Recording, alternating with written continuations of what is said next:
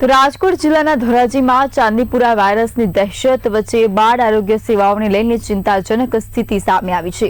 Dhoraji civil હોસ્પિટલમાંથી બાળ રોગ નિષ્ણાત ડોક્ટરની બદલી થયા બાદ હોસ્પિટલમાં હાલમાં એક પણ પીડિયાટ્રિશિયન ઉપલબ્ધ નથી। આ મુદ્દે પૂર્વ ધારાસભ્ય લલિત વસુયાએ રાજ્યના આરોગ્ય મંત્રીને પત્ર લખીને તાત્કાલિક બાળ રોગ નિષ્ણાતની નિમણૂક કરવાની માંગ કરી છે અને સમયસર કાર્યવાહી નહીં થાય તો આંદોલનની ચીમકી પણ ઉચ્ચારી છે।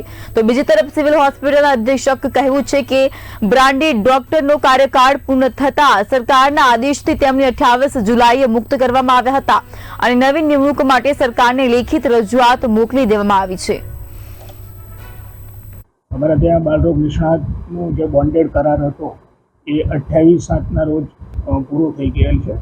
ત્યારબાદ અમે સરકારશ્રીમાં રજૂઆત પણ કરેલ છે અને દર મંગળ અને ગુરુ ડેપ્યુટેશનના ધોરણે જેતપુર એસડીએસમાંથી પ્રતિનિધિત્વ આવે છે અને સરકારશ્રીમાં આ અંગે અમે રજૂઆત કરી દીધી। વાયરસ બાળકોની અંદર ફેલાઈ રહ્યો છે, લોકો ભયભીત છે, ત્યારે આવડી મોટી સરકારી હોસ્પિટલમાં અનેક વખત રજૂઆતો કરવા છતાં પણ બાળ રોગ નિષ્ણાત ડોક્ટરોની નિમણૂક કરવામાં નથી આવતી।